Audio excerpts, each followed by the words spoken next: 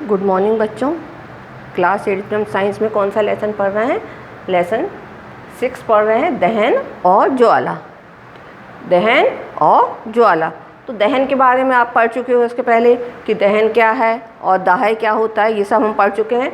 कल हमने क्या पढ़ा था कि ज्वलनशील पदार्थ कौन से होते हैं, है ना, और ज्वलनशील ताप जो रहता है उसे क्या कहते हैं, इसके बारे में आपने कल पढ़ा था कि ज्वलन ताप किसे कहते हैं और ज्वलनशील पदार्थ क्या होते हैं। उसके बाद हमने देखा कि आग पर कैसे नियंत्रण करते हैं। जब आग जल जाती है तो उस पर हम कैसे नियंत्रण करते हैं। तो आग जल जाती है तो मैंने बताया था ना कि फायर ब्रिगेड को बुलाते हैं। तो फायर ब्रिगेड क्या करता है, पाइपों के द्वारा जहाँ आग लगती है वहाँ पे पानी डालता है और वो पानी जलवाष्प जो रहता है उस आग को ठंडा कर देती है ना। उसके बाद हमने इतना पढ़ लिया।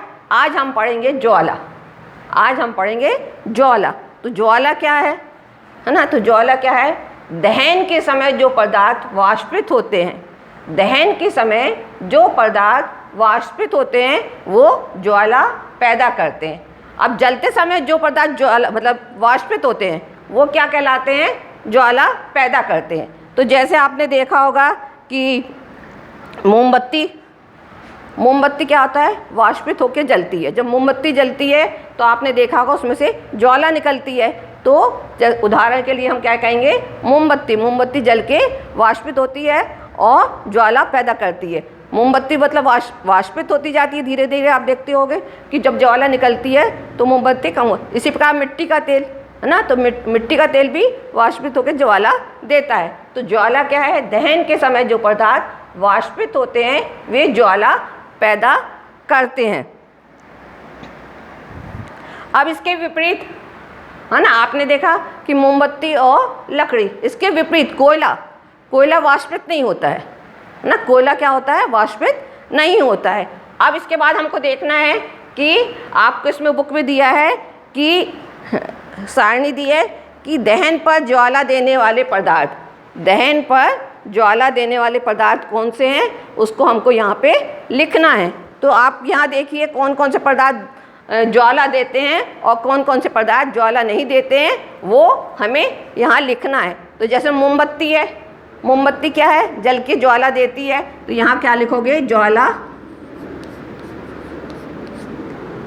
देता है, ठीक है। अब मैग्नीशियम क्या है? ज्वाला नहीं देता है। तो यहाँ लिखोगे ज्वाला नहीं देता। कपूर भी आप जलाते हो है ना। कपूर जो पूजा वगैरह में यूज़ होता है, आप जानते हो कपूर क्या है। तो कपूर भी जल के क्या देता है? ज्वाला पैदा करता है। तो यहाँ लिखोगे कपूर ज्वाला देता है, ठीक। उसके बाद मिट्टी का तेल, स्टोव है ना, मिट्टी के तेल का स्टोव जो रहता है, यदि आप जलाते हो तो देखो कैसे कि उसमें से जो ज्वाला निकलती है, ज्वाला के साथ ही मिट्टी का तेल वाला स्टोव जलता है तो उसमें से लौ निकलती है। तो मिट्टी का तेल भी क्या है? ज्वाला देता है, ज्वाला देता है।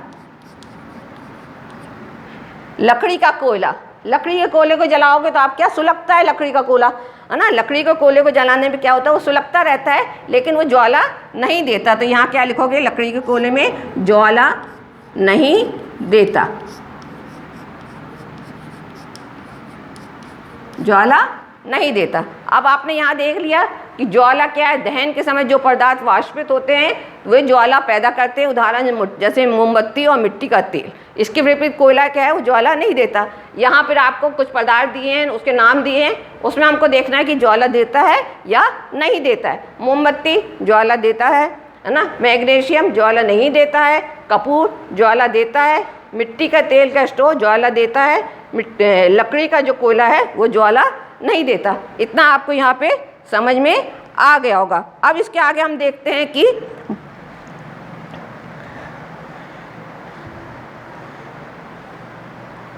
अब क्या? दहन के समय जो पदार्थ वाष्पित होते हैं वे ज्वाला का निर्माण करते हैं। इसके बाद आप देखेंगे कि यहाँ पे मैंने चित्र बनाया है मोमबत्ती के, है ना, मोमबत्ती का चित्र बनाया है। उसमें हम देखते हैं कि मोमबत्ती में ज्वाला के विभिन्न अंग कौन कौन से हैं। अब आप यहाँ देखिए, आपको ये डायग्राम दिख रहा है, तो ये क्या है, मोमबत्ती के ज्वाला के विभिन्न अंक है। मोमबत्ती की ज्वाला के विभिन्न अंक है। ये मोमबत्ती है, जब मोमबत्ती को हम जलाते हैं तो ज्वाला के रूप में जलती है। तो आप जब वो ज्वाला दिखती है आपको, तो उसमें अलग अलग कलर दिखाई देते हैं। तो सबसे बाहर का भाग है जो जलता है, वो क्या होता है, पूर्ण दहन वाला बाह्य छेद। सबसे गर्म भाग रहता है, जो सबसे बाहर का भाग रहता है वो सबसे गर्म भाग रहता है, और वो पूर्ण दहन वाला बाह्य छेद मतलब वो पूरी तरह से जलता है। तो उसका क्या है, कौन सा कलर का होता है, वो आप देखोगे उसमें थोड़ी सी ब्लू कलर की आपको दिखाई देगा, है ना। तो सबसे बाहर वाला भाग, सबसे बाहर वाला भाग रहता है वो सबसे गर्म रहता है, उसका कलर नीला रहता है। उसके अंदर आपने देखा होगा थोड़ा सा येलो मतलब ऑरेंज से कलर का आपको दिखाई देगा। तो वो क्या है, कम गर्म वाला भाग, मतलब सबसे बाहर वाले भाग की अपेक्षा वो उससे कम गर्म वाला भाग होता है ना। तो क्या होता है, ये जो कम गर्म वाला भाग होता है जो, तो उसमें क्या होता है, कार्बन का आंशिक रूप से दहन होता है। कार्बन का आंशिक रूप से दहन होता है। उसके बाद उसके अंदर जो है वो एक मतलब येलो कलर की, मतलब जो सबसे पहले देखते हो धीरे धीरे जलती है, और मोमबत्ती जलते जलते मतलब उसकी लौ क्या तेज होती जाती है। तो सबसे अंदर का भाग जो रहता है वो सबसे कम गर्म वाला भाग है, सबसे कम गर्म वाला भाग है। तो ये जो सबसे कम गर्म वाला भाग है, बिना जली आंशिक दहन वाला मध्य भाग, ठीक है ना। ये क्या है, आंशिक दहन वाला मध्य भाग। जो आंशिक दहन वाला मध्य भाग मतलब सबसे पहले बाहर का रहता है, वो कौन सा रहता है, सबसे गर्म भाग रहता है, और पूर्ण दहन वाला भाग रहता है, इसका कलर नीला होता है। फिर उसके बाद थोड़ा सा मतलब कलर उसका चेंज होता है, येलो से थोड़ा डार्क रहता है। तो वो क्या होता है, ऊपर वाले भाग की अपेक्षा कम गर्म भाग वाला होता है, और आंशिक दहन वाला भाग मध्य भाग कहलाता है। ये आंशिक दहन वाला मध्य भाग कहलाता है, और ये पीले कलर का होता है। इसमें क्या होता है, कार्बन का दहन आंशिक रूप से होता है। फिर उसके अंदर जो भाग रहता है वो सबसे कम भाग रहता है, सबसे कम भाग रहता है। तो उसमें क्या होता है, कार्बन का दहन बहुत कम होता है ना, कार्बन का दहन बहुत कम होता है। इस प्रकार अब यहाँ देखो, ये मतलब शुरू से बताती हूँ मैं एक बार से फिर से कि ये डायग्राम आपका है। ये आप देखोगे मोमबत्ती में क्या रहता है ना। मोमबत्ती को आप जलाते हो तो क्या होता है, उसमें लौ रहती है। तो ये क्या है, बिना जली मोमबत्ती जो रहती है, तो उसके अंदर की ये धागे के रूप में आपको दिखती है। ये बिना जली हुई मोमबत्ती को जलाते हैं तो उसमें से लौ निकलती है। तो सबसे पहले क्या होता है, धीरे धीरे उसमें से लौ निकलती है ना। उस लौ में क्या होता है, सबसे अंदर का भाग रहता है वो सबसे गर्म भाग रहता है, सबसे कम गर्म भाग रहता है। उसके ऊपर का जो भाग रहता है वो उससे कुछ ज़्यादा भाग रहता है, और सबसे बाहर का भाग जो रहता है वो सबसे गर्म भाग रहता है। वो पूर्ण दहन वाला बाह्य छेद रहता है जो नीले रंग का दिखाई देता है। तो बच्चों आपको ये समझ में आ गया होगा कि मोमबत्ती के कौन कौन से भाग होते हैं। सबसे बाहर का भाग सबसे गर्म भाग, उसके अंदर का भाग कम गर्म वाला भाग, और उसके और अंदर वाला भाग सबसे कम गर्म वाला भाग होता है। तो ये मोमबत्ती के आपके आंतरिक भाग हैं। इसको आप क्या करोगे, कॉपी में डायग्राम सहित इसको आप लिखोगे, ड्रॉ करके लिखोगे कि मोमबत्ती के कौन कौन से विभिन्न भाग हैं।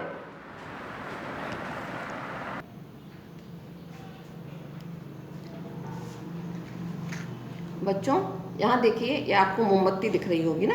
मोमबत्ती किससे बनी रहती है, मोम की बनी रहती है, और मोम के अंदर क्या होता है, धागा रहता है ना। मोमबत्ती जो मैंने ये आपको यहाँ बताया है उसको मैं यहाँ पे आपको बता रही। तो मोमबत्ती आप जानते हो कि मोमबत्ती मोम के अंदर मोम की बनी रहती है, उसके अंदर क्या होता है, धागा होता है। जब हम मोमबत्ती को जलाते हैं तो मोमबत्ती को जलाने से क्या होता है, उसमें लपटे ज्वाला के रूप में मोमबत्ती जलती है। मोमबत्ती किसके रूप में, ज्वाला के रूप में जलती है। ये देखिए आप, ये मोमबत्ती जल रही है, ठीक है। इसमें देखो आपको अलग अलग भाग दिखाई दे रहे होंगे। पहले बिना जली हुई मोमबत्ती देखा, धागा रहता है, देखो अंदर का भाग आपको कैसा दिखा रहा है, थोड़ा कम दिख रहा है, और इसके बाहर का भाग क्या दिखाई दे रहा है आपको, है पर्पल कलर का दिखाई दे रहा है ना, हल्का पर्पल कलर का दिखाई दे रहा है, अंदर का पीले रंग का दिखाई दे रहा है। जो ये अंदर का पर्पल कलर वाला भाग है वो कौन सा है हमारा, ये वाला भाग है। कौन सा है, ये वाला भाग है जो सबसे बाहर आपको दिखाई दे रहा है। तो ये क्या है, सबसे गर्म भाग होता है। ये क्या होता है, सबसे गर्म भाग होता है। इसके अंदर वाला देखिए भाग आपको अलग से दिख रहा होगा, थोड़ा सा देखिए, ये येलो कलर का ये दिख रहा है। तो ये क्या होता है, उससे कम गर्म वाला भाग होता है। फिर उसके बाद सबसे कम गर्म वाला भाग जो आपको काले से रंग का दिख रहा होगा अंदर, देखिए ये काले से जब मोमबत्ती जहाँ से जल रही है तो वो क्या होता है, सबसे गर्म भाग होता है। तो ये देखिए मोमबत्ती ना, तो मोमबत्ती क्या है, वाष्पित होकर जलती है और ज्वाला देती है। इस प्रकार इसको हम क्या कहते हैं, ज्वाला कहते हैं। ज्वाला भी आपको समझ में आ गया होगा, मोमबत्ती के विभिन्न भाग भी आपको समझ में आ गए होंगे कि मोमबत्ती के कौन से विभिन्न भाग है। ये आपको आपको अलग ही इसमें देखो अलग अलग कलर दिखाई दे रहे होंगे। तो बच्चों आपको ये ज्वाला भी समझ में आ गया होगा, ज्वाला किसे कहते हैं, और मोमबत्ती के जो विभिन्न भाग है वो भी आपको समझ में आ गए होंगे। इसके आगे का मैं आपको कल ईंधन क्या है वो थोड़ा सा बताती हूँ और ईंधन के बारे में कल और बताऊँ। बच्चों इतना आपने देख लिया है। अब आपने देखा कि जो सुनार रहते हैं उसके यहाँ जो वर्कर रहते हैं तो वो किसी भी चीज़ को मतलब पिघलाने के लिए क्या देखते हैं, वो एक फुकनी से वो फूंकते हैं।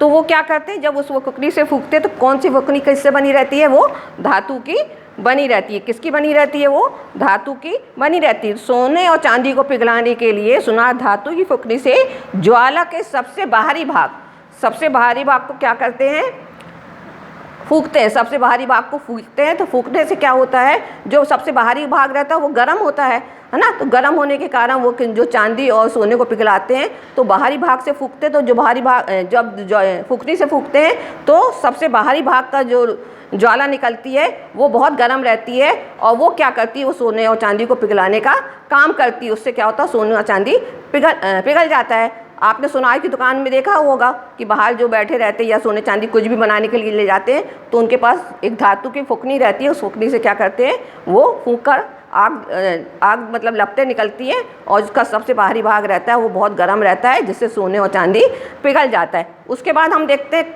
कि ईंधन क्या है, वो आप पहले भी पढ़ चुके हो, है ना। तो ऊष्मा ऊर्जा के स्रोतों को ईंधन कहते हैं। ऊष्मा ऊर्जा के स्रोतों को ईंधन कहते हैं, मतलब जिसको जलाने से ऊष्मा उत्पन्न होती है और ऊर्जा उत्पन्न होती है उसे हम क्या कहते हैं, ईंधन कहते हैं। उदाहरण इसका कोयला, मिट्टी का तेल, पेट्रोल। तो आप ये देख चुके हो कि कोयला क्या हुआ है ना, ईंधन कौन कौन से हैं, कोयला है, मिट्टी का तेल है और पेट्रोल है ना। तो कोयला भी ईंधन है, मिट्टी का तेल भी ईंधन है और पेट्रोल भी ईंधन है। अब इसके आगे का हम पढ़ेंगे कि ईंधन के विशेषताएं क्या है, अच्छे ईंधन की विशेषताएं क्या है, वो हम कल पढ़ेंगे। आज आपने पढ़ लिया कि ज्वाला क्या है, कौन कौन से पदार्थ जलते हैं और कौन कौन से पदार्थ ज्वाला नहीं देते हैं। फिर आपने पढ़ा कि मोमबत्ती के विभिन्न भाग कौन कौन से होते हैं, है ना। तो विभिन्न के ये चित्र के द्वारा आपने देख लिया कि मोमबत्ती के विभिन्न भाग कौन कौन से होते हैं। और यहाँ हमने देखा ईंधन क्या है, ईंधन आप पहले भी पढ़ चुके हैं। इसके आगे कल हम ईंधन की विशेषताएँ पढ़ेंगे कि ईंधन की विशेषताएँ क्या होती हैं।